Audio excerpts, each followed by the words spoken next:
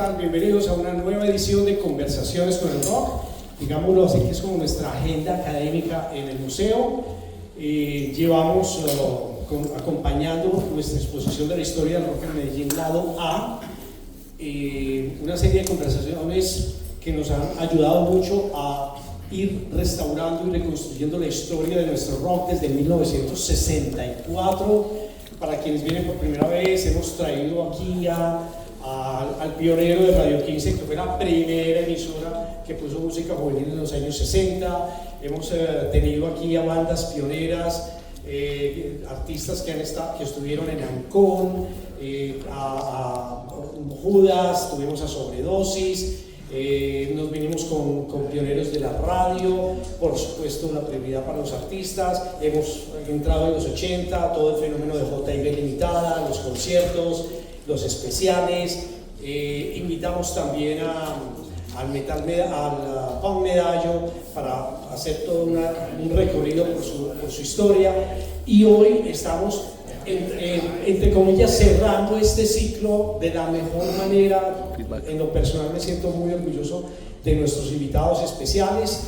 Sin embargo, para quienes siguen como toda nuestra programación, es muy posible que tengamos una última conversación con el rock, solicitada muy especialmente por los miembros de la agrupación IRA, por Mónica y por Viola, que quieren venir a contar toda su historia y hacer unos ajustes en esa misma historia. Entonces, dentro de 8 días, toda esta sede de Casa de la Música va a estar ocupada, pero estoy completamente seguro que lo lograremos hacer de hoy en 15. Eso pues para todos los que nos están siguiendo. También les cuento a los que vienen por primera vez que esto no es una entrevista de radio, o sea, tratamos de ser muy puntuales en los datos, porque son los datos los que nos ayudan a ir conectando toda la información para poder luego presentar una historia consolidada, método ortodoxo, rigurosidad histórica.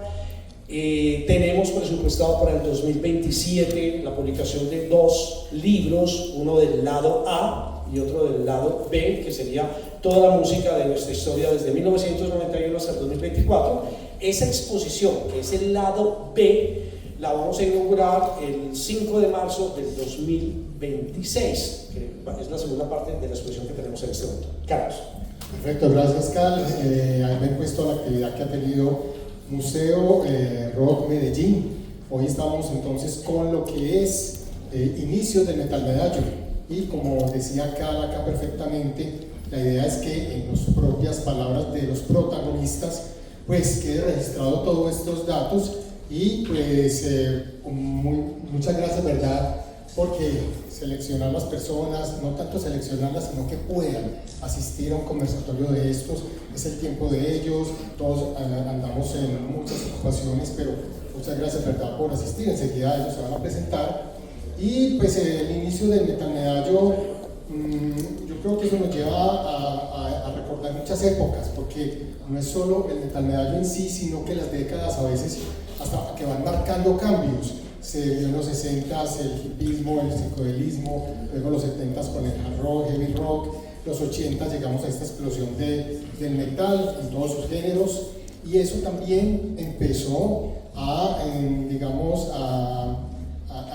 acoger a esas mentes y esos ánimos que hubo en ese momento de las personas que querían ser músicos, que querían ensayar, que querían probar música,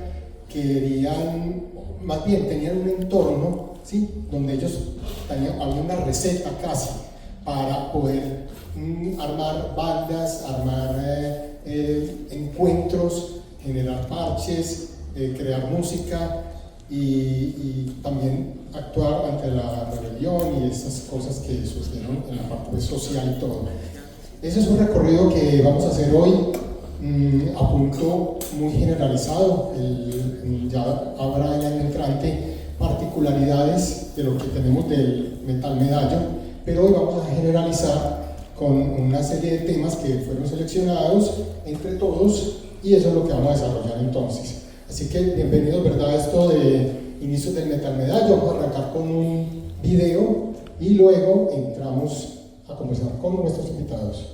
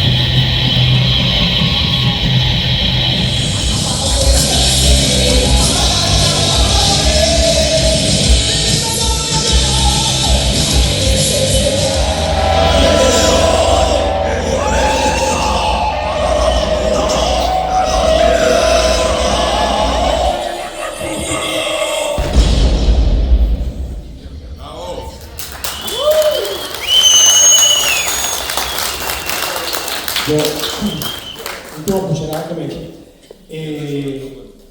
aquí sentados hay mucha historia, ¿sí? Un largo y duro camino. Unos guerreros íntegros, una honestidad en sus propuestas, y yo sí quisiera que lo recibamos con un aplauso a todos.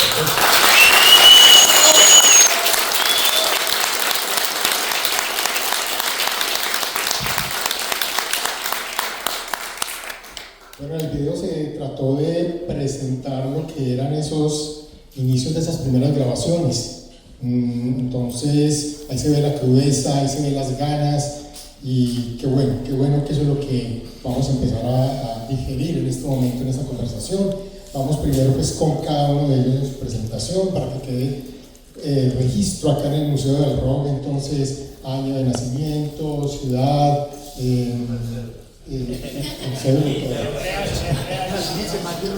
bueno, Alex, bienvenido a este conversatorio y tu presentación. Bueno, soy Alex Oquendo, Sexo masculino, 23 de junio del 70, Toco el Masacre, Morfin Macabre. Tengo un proyecto que se llama Ultratumba también. He tocado en otros proyectos. Inicialmente pues, comencé en el Fegó, que es una banda inicial, luego Equimosis, luego Masacre y luego otros proyectos pues, los que mencioné. ¿En qué ciudad y barrio específicamente? Yo crecí en Manrique y pues, en la ciudad de Medellín. ¿Y el año? Pues cuando empecé tenía en el 86. Cuando naciste, huevón. 23 de junio del 70. Muy bien. También nos vamos a preguntar cuando crezcan qué van a hacer, ¿cierto? Bueno, nací el 9 de julio del 69 en Envigado, ahí a una cuadra del parque. En esa cuadra me conocí pues con los muchachos de Amén. ¿Cuál es la pregunta? Preescolar. Sexo indefinido masculinamente. Ricardo León Ochoa Orozco. Amén. Amén y así será. Se grabó las palabras del bautizo. Víctor Raúl Jaramillo, 14 de junio de 1966. Nací en Sonsón, un pueblito del oriente abajo, suroriente. El hijo de puta, para llegar allá, hermano, había que dar la vuelta a la mitad de Colombia. Y participé primero en Cholao, porque yo no era formé la banda, sino que yo caí ahí de azar en Profecía como vocalista, y después ya armé Reencarnación. Eso. Muy bien. Ahorita le sacó más información. El sexo mucho. Yo en cambio más bien buenas noches, gracias a todos por venir. De verdad que siente uno gran orgullo de poder estar reunido con todos ustedes y conversar, como dice mi hijo: papá, ¿usted qué es lo que tanto conversan allá? Mi nombre es Antonio Calao, llévense pues la perlita, nacido en Montería, Córdoba. 15 de septiembre de 1962, pensionado ya. Arranqué con Danger en 1983, ninguna otra película se me había atravesado, solo Danger, hasta que faltando unos añitos para terminar mi etapa laboral, se me ocurrió que había que hacer un tributo a una de las bandas que me marcó muchísimo, que es Exodus, y lo vamos a estrenar este 13 de diciembre en el rock navideño, tributo a Exodus con Paul Baloff, Puro Bondi by Blair. Allá estaremos, dando la cuidada. Buenas noches, mi nombre es Carlos Uribe, soy baterista y fundador de la banda Necromanti. Nací el 6 de octubre de 1965, ahorita. Y, ¿qué les digo? Viví en el barrio Cristo Rey, ahí nació la banda. ¿Qué más les digo? Ahorita. Listo, bueno. No, muchas gracias, ¿verdad? Vamos, las preguntas de inteligencia artificial, ¿sí? Vamos a ver, ahí está, salió esa pregunta. Vamos a hablar ahora de cada uno de sus gustos por el rock. Eso fue un proceso, a nosotros nos tocó pues, luego el metal, y si recuerdan sus primeros conciertos que asistieron, aún no siendo músicos. Bueno, a mí me tocó cuando estábamos en Manrique, vivía cerca del parqueadero donde tocó Acero, Kraken, que era el parqueadero Manrique. Luego vi Kraken por primera vez, que creo que fue su primer concierto en el Teatro Luz de Manrique. Luego pues ir a ver en los conciertos de Parabellum también en el parqueadero Manrique. Eso me marcó mucho, pues yo creo que eso fue lo que básicamente me tiene hoy acá. Pero ya escuchabas Vieja Guardia. Sí, pues digamos que en el colegio cuando me montaba el bus y veía a los de bachillerato que subían con la grabadora yendo Black Sabbath, pues nos quedamos nosotros como con la oreja así como, uy, ¿qué es eso? ¿Qué es eso que está sonando? Y nos llamaba mucho la atención. Yo creo que ahí en ese momento empecé como a quedar atrapado en el sonido. Y luego, pues ya recuerdo incluso pues que fui a la batalla de las bandas cuando vi a Danger yo quedaba impresionado, algún día tengo que tener una banda. Y un día se lo conté a Tony y le dije que yo lo veía a él y para mí era como ver un héroe, porque cuando uno veía estos manos con guitarras, uno decía, marica, eso, o sea, ese era el Superman para uno. Y ese era como el sueño, el anhelo algún día de poder llegar a ese punto.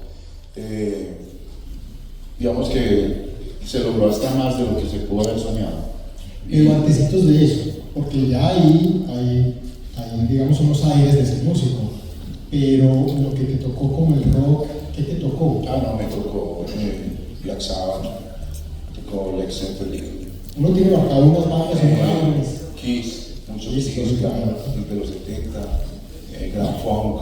Para los que no sepan, los que pertenecían a la Masacre, en sus inicios y luego, lo que no sé ahora, todos tenían que gustarle Kiss para ser músicos de Masacre.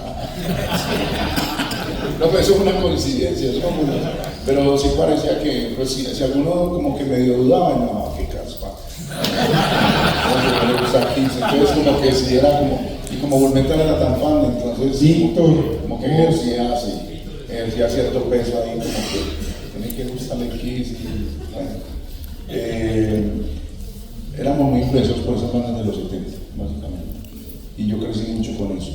Y agradezco a la vida también, como que yo pienso que venimos de ese kinder, de haber escuchado, pues yo pienso que eso es un kinder y luego como una primaria, un bachillerato y una graduación, que es haber podido estar en todos los niveles, haber trascendido desde la vieja guardia y poder llegar a oír lo más disonante y lo más sucio, que finalmente uno siempre, nosotros oímos mucho death metal, pero finalizando la noche volvemos a oír Black Sabbath, volvemos a oír AC/DC, Judas Priest. Entonces como que eso no nos limita, como mucha juventud ahora que empiezan con metal y lo dudan para oír Black Sabbath o un AC/DC. Nosotros sí como que crecimos con eso y tenemos el respeto por todo ese tipo de... Nos tocó en ese momento paralelamente vivir ese proceso. Entonces, muy bacano. O sea, y yo creo que de alguna manera estamos bendecidos por la música porque crecimos y venimos desde ese punto y hemos podido llegar hasta este punto donde estamos ahora y nos hemos mantenido, hemos estado ahí, no nos hemos salido. Entonces eso es algo que hoy lo podemos contar con mucho privilegio y con mucho gusto también. Bueno, Ricardo. Bueno, es muy charro lo que me pasó a mí porque tenía 10 años y en el Éxito del Poblado vi el Kiss Alive, a Jane Simmons sacando sangre y yo creo que mi mamá dijo, no, este hombre ya se perdió para el mundo. Entonces empecé a rogarle mucho a mi mamá y a mi papá que me compraran el álbum, pero solamente había plata para el cassette y yo más aburrido con ese cassette. En esos días creo que de tanto escucharlo lo dañé, pero por esos días muere Lennon y vi a 2 tías mías muy tristes sacando la música de los Beatles y todo pues cambió para mí en ese momento, hasta el día de hoy. Con los Beatles me mantengo como loco porque me volví muy estudioso de ellos, doy charlas, por aquí algún día, ahora vengan todos, que conversemos de los Beatles un rato, pero no va a cantar Yesterday ni Hey Jude, sino la grandeza que tienen ellos pues en cuanto al legado a la humanidad que le dieron. ¿Qué sucedió? Empezamos Julián París y yo, que nos encontramos en la misma cuadra, como les dije ahorita que nacimos a una cuadra de Envigado, y nos encontramos también con Byron, otro baterista, Camilo Trujillo, y empezamos a hacer los primeros toques como Cosa Rara de los Beatles, de Pink Floyd y todo esto. Viendo mi mamá la violencia y mis padres viendo la violencia de Envigado en los 80, teníamos un galpón de pollos y mi mamá vendió todos los pollos y nos prestó el lugar para que nos quedáramos ensayando todos los días, que no nos fuéramos a perder pues en esa vida tan difícil y violenta que tuvo esa época en nuestra tierra. Por ahí entonces nos quedamos con los Beatles y luego, ¿qué conociste de metal? Y cuando por ahí en el 85 en el salón llegaron 2 amigos, Felipe y Sergio Trujillo, llegaron con Metallica y llegaron con el Kill Em All y con Exodus y llegaron con Anthrax y muchas cosas más. Los Beatles para la puta mierda. Pues inmediatamente empezamos a darle esas guitarras. No teníamos bajo, cogíamos las guitarras acústicas y las emulábamos para que tocaran como bajo. Ahí fue cuando entró el baterista y empezamos a dar y fue a puros covers de Slayer. Y conciertos que haya sido que aún no eres músico todavía. Claro. ¿Recuerdas? Sí, Alive, me estaba acordando con Álvaro ahorita en Alive, creo que fue el primer concierto que yo fui en el Castillo a ver Alive y ahí todo cambió. Las guitarras, Metallica, todos estos grupos y el galpón de mi mamá fue lo mejor. Muy bien, perfecto. Vamos con violín. Bueno, primera contradicción de la noche. Me gustan demasiado los Beatles, pero la mierda. Pero Si no, pero en ese momento, si una persona no me contradice, está diciendo mentiras, pues me cuenta. Bueno, el caso es este. Muy pequeño, jugando fútbol, un hippie pasó por la calle, pasaba pues era como que su ruta o algo así, y un día me llamó y me regaló un cassette que por un lado estaba Dangerous After y por el otro Deep Purple. El Special Time de Dangerous After y el Machine Head de Purple. Yo ya había escuchado en la radio Electric Funeral de Black Sabbath, no recuerdo la emisora. De la música, tiene que ser. Pudo haber sido, aunque la voz de la música creo que fue posterior a una anterior. Kale de pronto puede saber de eso, ¿no? No, para ese tipo de música, la voz de la música. Ah, bueno, sí, de la voz de la música. Que después fueron las cascadas musicales, ¿sí o qué? Radio musical, eso, radio musical. Que era de Todela, creo que era, ¿cierto? Eso, entonces allá era puro Mercedes Sosa y Camilo Sesto y Rafael, etcétera, y los pusieron a competir y ganó Black Sabbath, entonces ya se volvió rockera, ¿sí? Bueno, pero claro, mi papá antes era muy aficionado a la música y dentro del espectro del rock era muy decidido por Elvis Presley, por ejemplo, ¿cierto? Y tenía pues como algunas bandas o grupos más bien de gospel y todas estas cosas de esa época, que era pues como una música espiritual negra, ¿cierto? De la época del jazz pues también. Entonces tuve pues como digamos un espectro musical amplio, ¿cierto? Alberto Cortés, Mocedades, todas estas cosas. Y una tía, hermana de mi mamá, que murió hace ya una semana y media, algo así, ella escuchaba mucho los Beatles, eran pues el amor de su vida, no los mandó a la mierda, y también Rolling Stones, Police, cosas así. Bueno, y una amiga de mi papá, cuando vio que yo oía rock, entonces como para que le cayera bien ahí, entonces me regaló un cassette de Bonnie M. Un cassette de Bonnie M. No, es que pegaba, y Donna Summer también pegaba, o sea, no nos podemos decir mentiras. Bueno, pero hubo un momento cuando empecé, entonces estaba el niño ahí y uno de los marihuaneros de la cuadra, yo salía a hacer un mandado a mi papá con 20 pesos a la farmacia, que 20 pesos eran muchos muchachos, pues me iban a creer. Y me paró huevón y me dijo, tengo un disco de rock, a usted que le gusta el rock. Y yo, ¿cuánto vale? 20 pesos. Y yo compré ese hijueputa y me gané la pena y resultó ser una banda de disco que se llamaba Super Convention. Bueno, esa era la primera tumbada que me pegaron. Y ya después con plata mía, bajé a San Remo a la 70, al lado de Tropicana, donde ponían las películas de Zeppelin, bueno, etcétera. La canción es la misma y compré el Anillo de Ópera de Queen. Ese fue el primer LP que yo compré con mis plata, 100 pesos. Me costó, todavía lo tengo, lleno de cinta y bueno, etc. Y el primer concierto en vivo. Sí, que hayas presenciado en vivo. Yo no recuerdo, hermano, la verdad, yo no recuerdo qué primer concierto pudo haber sido, pero sí estuve en el de Piro, Nash y Fénix. No, ese fue en el Parque de la Bandera. Bueno, en el Parque de la Bandera.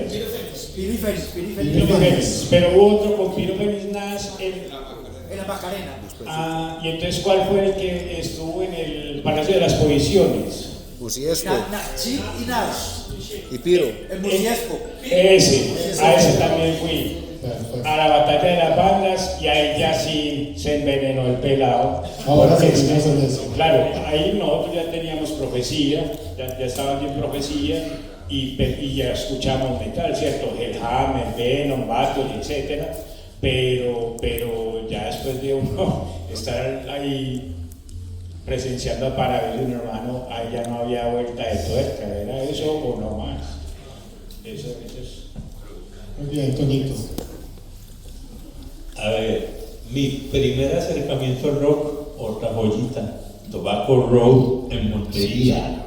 Yo tenía como 9 o 10 años antes de venirme para acá, para Medellín. Y unos marihuaneros hacían sollis, puerta cerrada, nada de luces, dejaron una ventana entreabierta. Y recuerdan esos tacos que eran una cinta grandota. Ay, esos hijos de mamá estaban escuchando Tobacco Road. Después yo tuve como esa regresión y dije, esto era lo que estaban escuchando. Pero ya he venido acá a Medellín, yo llegué a final del 73. Por esas cosas nos fuimos a Cristo Rey, y allá en Cristo Rey llegamos a Barrio Nuevo, que es la zona noroccidental. Allá nos recogía y no la cadena 1, el canal 1. Y en Cristo Rey se cogían 2 canales, y ahí empezaron a aparecer cosas que yo empecé como, qué cosa tan bacana, Armando Plata Camacho con el programa de Viajeros, la música, tú y la música, Midnight Special, Donna Summer y todo eso, jueves a las 11 de la noche me trasnochaba. Y ahí presentaban unas bandotas, pues, que uno empieza a admirar eso. Y la otra cuestión es que yo me le apropié a mi hermana de una grabadorcita, que inclusive no tenía pausa, y uno tenía que grabar así, eso quedaba pues la entrada. Y descubrí una emisora, la primera en el día de atrás para adelante, La Voz de la Música. Pero como en La Voz de la Música no decían interpretación de tal cosa, yo escuchaba y yo no había creado vaina. Cuando llegué, Uno grababa los cassettes y lo sonaba. inclusive pasaron como 30 años de tener música que yo no sabía qué era lo que estaba sonando. Después la fui descubriendo cuando empezó YouTube y toda vaina, pues con cassette grabados de La Voz de la Música. Cuando llegué el 79, que fui a hacer 5º de bachillerato, yo me gradué de 6º de bachillerato, no de 11, al Liceo Antioqueño, entrando por San Germán, en el primer bloque, ahí veo yo una gallada de peluditos, escuchando de esa vaina que se oía en la emisora de La Voz de la Música. Entonces ya empezó a hacer la vinculación. Resulta que uno de esos peludos le tocó en mi salón. Entonces ya, y eso fue conexión inmediata, pues. Primer descanso, vamos para el parche del primer bloque. Entonces, ¿qué escuchaba? Van Halen, Kiss, Queen y muchas de esas bandas. Lo otro es que en el salón donde me tocó había un man que se veía que tenía como modito, y el hijo de pucha empezó a aparecer con el EPs. Pero el EPs que ya uno revisando, los acaban de sacar, el man tenía quien le mandara del exterior, Motorhead, Manowar, y esos LPs brillanticos. Oiga, qué belleza. Entonces, claro, y el man, pues modestia aparte, yo fui buen estudiante.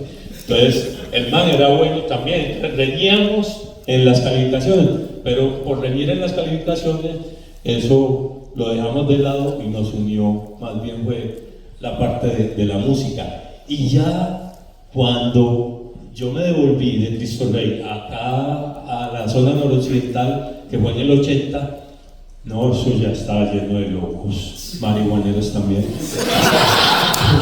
Y empezamos a andar en los parches, la vieja guardia, Black Sabbath.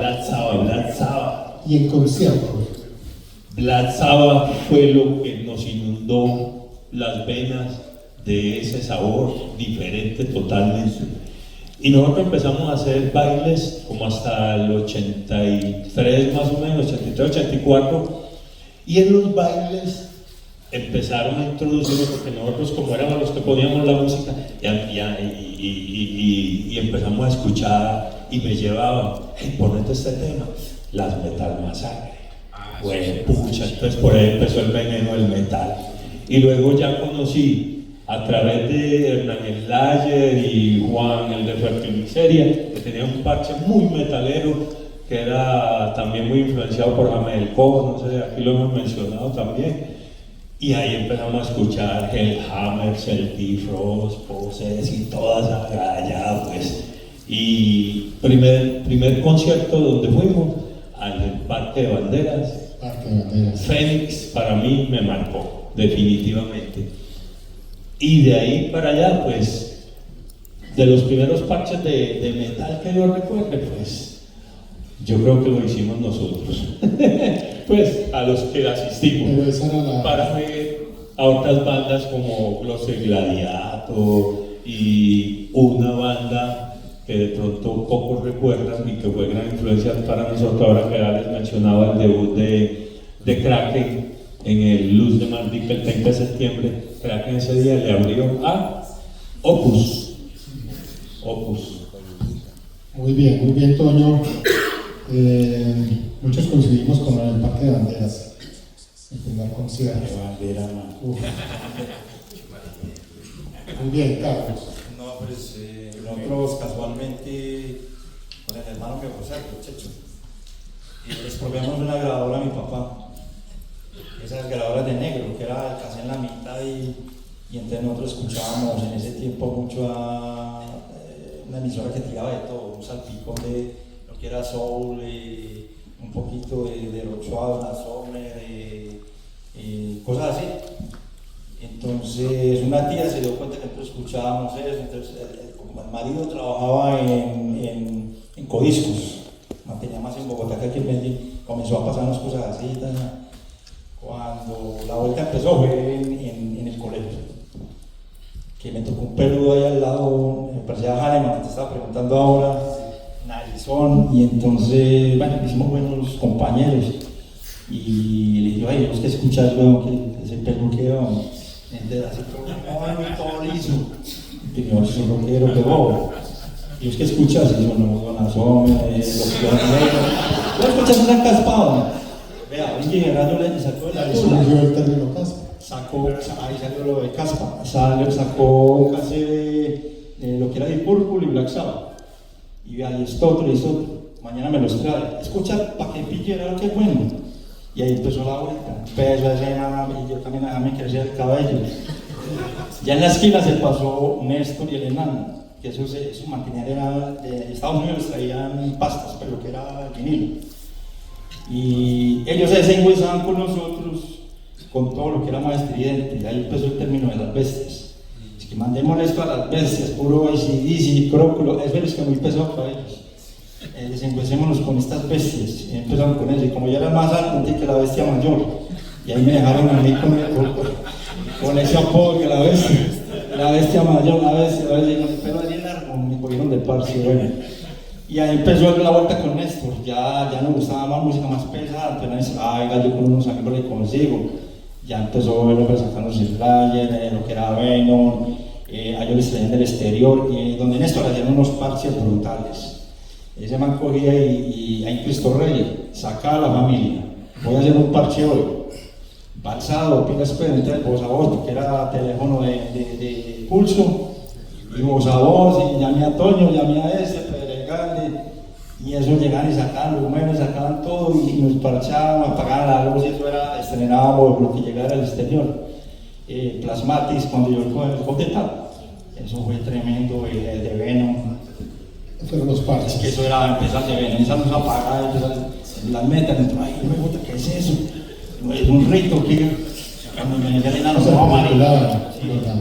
eso fue brutal, hermano. Y así en concierto que hayas visto una banda concierto me pasa lo mismo, porque vi a tantos que no me acuerdo cuál fue, pero sí me impactaron dos. Lo que fue el de Parabellón ahí en ese parqueadero, lo que fue algo. Porque ese día pasó algo, a mí no me dejaban, la última anécdota y pasamos. No me dejaban como salir mucho porque estaba muy pelado, me dejaban salir los cuchos y al frente quedaba el colegio. Entonces ese día la planeamos para poder irnos para el concierto porque no nos dejaba, claro. El mono es, que te digo, y mi persona ya la habíamos planeado. Tiraron una tierra porque iban a hacer una reforma en ese muro. Y bueno, listo, nos tiramos por la tarde para ir. Cuando me tiro yo estaba mi mamá. ¿Y vos para dónde vas? Y yo, ay, hermano, no, pues que le demostré la boleta y todo eso. Y la mamá yo más al cagüeta, sin verdad. Bueno, pero no se demoren, eso es como hasta la madrugada. Y yo, ay, Dios mío, entonces, ¿cómo hacer la vuelta? No, yo con el mono, por eso dije, hacemos alguna cosa, pero aquí llegamos. Y eso fue brutal, la organización. Aquí nunca se había hecho, yo creo, una organización, un concierto de esa magnitud, porque es que uno le rebotaban los bajos, lo que era. No, eso fue brutal, hermano, tremendo. Y Nash también, lo que uno un concierto en Sí, yo tuve muchos amigos que no nos dejaron ir al concierto de Argos. En esa época el mono que no se podían ir. Entonces, afortunados los que estuvimos pues, ahí también viendo ese espectáculo. Vamos entonces con otro tema que tenemos para ustedes, muchachos. Estamos hablando de Argos. Había un ambiente antes del 83, percibo yo pues, pero qué bueno que ustedes reafirmen, donde todos los rockeros iban a un mismo concierto, un mismo parche, sea que les gustara Vieja Guardia o el metal o algo, y realmente había pues como esa convivencia, digamos, entre músicos y fans. Es cierto, esa parte, o sea, antes del 83 había como una calma de convivencia al sentir y escuchar el rock. Es que en esa época pues, yo no estaba como tan metido en los parches ni nada de eso. Digamos que lo de Argos tampoco pude ir porque no me dejaron ir. Bueno, eso ya le toca. Igual, a mí no me dejaron ir. No, esta pregunta no va para todos. Toño, dinos brevemente. Antes de Argos, ¿cómo era el ambiente? O sea, ¿es cierto más o menos lo que yo estoy como medio diciendo o porque eso era? Sí, Carlos, efectivamente. A ver, yo cuento la historia de lo que vivimos. La Comuna Noroccidental fue pero brevemente. La Comuna Noroccidental fue muy vieja guardia. Sigue teniendo mucha vieja guardia. Obviamente después arrancaron, sobre todo el punk, se metió mucho en eso. En ese momento, antes del concierto, lo que vivíamos allá, en los parches que nosotros hacíamos, en los ollis, había una comunión entre todos los géneros. Nosotros escuchábamos toda la vieja guardia, escuchábamos punk y como les comenté ahora, también ya hacíamos los pinitos con las metal En el masacre. mismo parche había personas de gustos musicales y géneros diferentes. Total. Y se le daba gusto a todo el mundo. Había momentos donde se ponía la vieja guardia, otros momentos donde se ponía pues algo más metalero y el punk nunca faltó. Siempre fue comunión. No, los 80s eso fue muy bacano porque no existía celulares, no existía tanta cosa, la gente se miraba de frente, nos parchábamos en Cristo Rey, lo que era el Congo, ahí nos reuníamos, hay varias comunidades, las bestias, lo que eran los Rotten de Barrio Holanda, lo que eran los Chivas de Barrio ¿Pero eso fue antes del 83? Sí, antes de lo de Argos. Antes de lo de Argos. Sí, convivíamos con punqueros, pero eran bacanos porque los conocíamos del barrio, por ahí, de esos barrios cercanos. ¿Qué les digo? No, era muy bacano porque compartíamos música, nos parchábamos a tomar chorro de Cristo Rey, hablábamos también de música, de parches, y se organizaba para el fin de semana dónde iba a ser el parche, en qué casa de tal amigo. Era como mucha hermandad en ese tiempo, muy bacano, y rebuscábamos la música, pues invitada, programas de la música, el ambiente era muy bacano, hermano, pues mucha hermandad. Perfecto, entonces hemos llevado este conversatorio como trayendo parte de unos inicios muy lógicos dentro de cada persona, dentro de cada músico, cómo iniciaron, cómo arrancaron, cómo era el ambiente. Ahora lo que queremos realizar con la siguiente pregunta es ¿cuáles fueron esos momentos claves, ¿sí? Para ese inicio del Metal Medallo? O sea, en esa época no se hablaba de Metal Medallo, al medallo se le dio el nombre a todo ese movimiento de los 80s, pero lo hablamos pues ahora en presente porque ese fue. ¿Cuál creen ustedes que fue ese inicio del Metal Medallo? Para cada uno así brevemente, ¿cuál fue como un punto impactante? Puede haber varios, pero con que mencionemos algunos. Yo creo que para mí la batalla de las bandas, ese fue, incluso eso dividió los géneros, creo que partió el heavy metal y llegó el metal. Entonces como que esa corriente nos atrapó, el metal en ese momento. Veníamos de cosas muy suaves y de repente llegó esto con toda esa estridencia y esa brutalidad y con la fuerza que llegó y yo creo que eso nos atrapó. Perfecto. Como la pregunta es personal, me acuerdo un día que fui a un ensayo de aquí de mi amigo Víctor en la Oriental. No, fue un ensayo súper genial, bacanísimo, porque vimos punqueros, metaleros, y creo que ese día dijimos, listo, esto sí se puede hacer. Nosotros salimos de ese Envigado que de pronto era un poco alejado de todo esto del O sea, metal. más o menos en qué año. No sé, eso puede haber sido 85, 86, y ese día nos marcó mucho y dijimos, otra vez, los Beatles para Y ahora los amás. realmente todo eso nos animaba más a seguir, no solamente a hacer covers, sino a empezar a componer, que fue muy importante para mí. Empezamos a decir, vamos a hacerlo de nosotros. Y así la abuelita, las tías, los papás salían corriendo, pero hermano, eso nos dio un arranque importante para que el metal en Medellín pues tuviera otro grupo más. Correcto. Pues lo que pasa es que habría que aclarar ahí dos cosas, o al menos pues como tomar dos aspectos. Primero el musical, ¿cierto? Es lo que han estado comentando. Y segundo, el adjetivo, o el nombre, o la etiqueta, o como lo queramos llamar, de Metal Medallo. El Metal Medallo abarca una época específica, concreta, ¿cierto?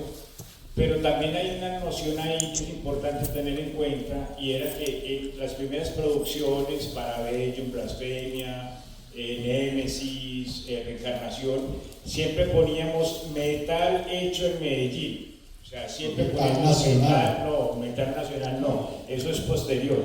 Metal hecho en Medellín, poníamos así, metal hecho en Medellín. Lo del rock nacional sí fue una bandera pues muy distinta, y eso fue de otro lado, que fue un asunto de Kraken, pues otra cosa. Pero el metal hecho en Medellín era, como decir, la firma, ¿cierto? Porque si esto está llegando a otras partes, tienen que saber de dónde salió, ¿cierto?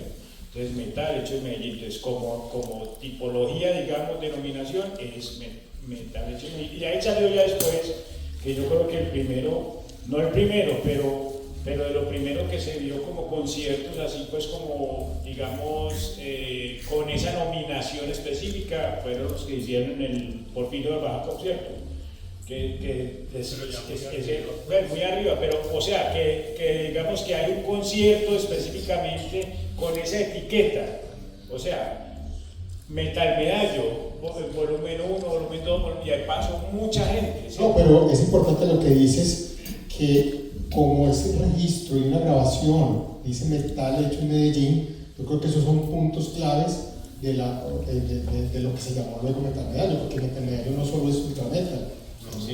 No, por supuesto, porque yo, por ejemplo, ampliaría lo que dice Alex, porque no es que haya habido una división entre el metal extremo y súper ruidoso y súper agresivo en contra del heavy metal, no, el heavy metal no, el heavy metal que hacían los que tenían plata y los que vivían en otros sectores, porque no lo podemos obviar. O sea, también hubo una sectorización de lo que era el metal como tal, lo agresivo, fuerte, pero ahí había bandas como Danger, por ejemplo, que eran también de esa parte de las comunas, ¿cierto? O sea, eso hay que tenerlo claro porque era la división entre el metal subterráneo, para ser más claros, o la música subterránea y lo comercial. O sea, lo comercial ya no nos interesa porque nosotros vamos a hacer lo nuestro y somos nosotros y tal, ¿cierto?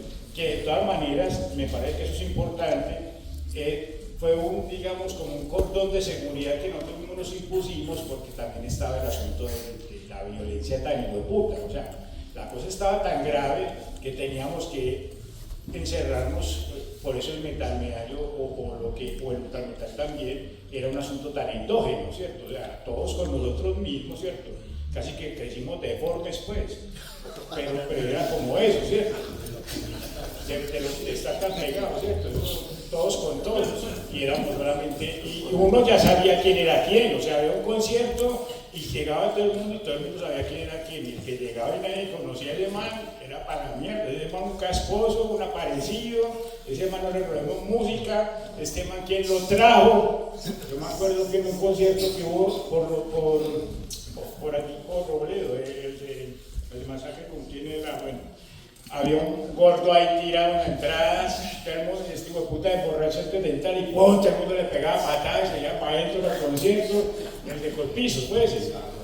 Cuando el puta era que estaba muerto, huevón, como así, huevón, este man está muerto. O sea, pero entonces, claro, como además nadie sabía quién era, todo el mundo le pegaba. ¿Cierto? Entonces, hubo cositas. Oiga, por ejemplo, el metal medallo, y no sé si se acuerdan que en esa época hubo o algo así, que era un eslogan que decía hecho en Medellín. Sí. Y que se llama Corazón. Pero ese ya ya era una... metal hecho en Medellín. Eso, porque es que ese eslogan ya era de un orden político y de control social. Sí, pero entonces nosotros adoptamos. Quisimos hacer la contra, sí, esa anotación está muy buena. Yo coincido con muchos en que el gran Big Bang de la música, llamémosla rock en general, es la batalla de las bandas. Definitivamente eso marca muchas cosas. Lo que comentaba Alex, el heavy metal comercial con el sonido ya más potente, lo que dice Piolo también, hay una sonificación, porque el sonido que estábamos haciendo desde los barrios era muy diferente al sonido en los barrios de las comunas, muy diferente al sonido que ya veníamos escuchando de las bandas pues posesionadas y con músicos célebres ya de fama. Nosotros pues apenas estábamos pensando en que lo podíamos hacer, ni siquiera estábamos convencidos de que fuéramos capaces, ¿cierto? Entonces ese momento de la batalla de las bandas marca un inicio de una nueva era.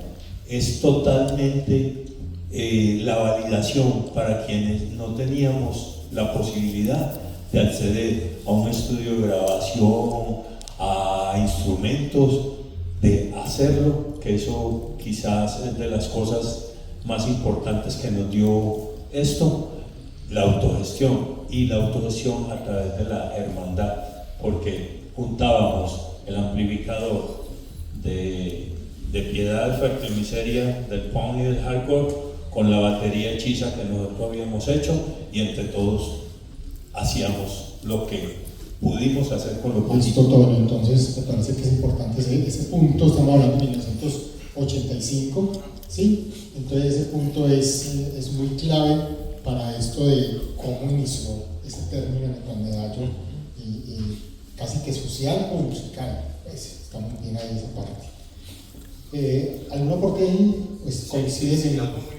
Sí. Para mí, pues, me parece que estoy de acuerdo con lo de la batalla de las bandas, porque hubieron bandas de heavy y otro género que se creó, que fue el ultrametal y se compartió ese día, bueno. Y la otra muy importante, que es que no, ahí no estuvo el colombiano, fue autogestionado, la publicidad más importante que se hizo fue la edición rockera, que eran unas fotocopias, algo escrito a mano y se sacan fotocopias y el concierto de Marinilla, tal y tal, aquí con el señor Danger, con Blasfemia, estuvimos con Astaroth, Necrofilia, Romantic, Gloucester, y eso me parece que es como el génesis.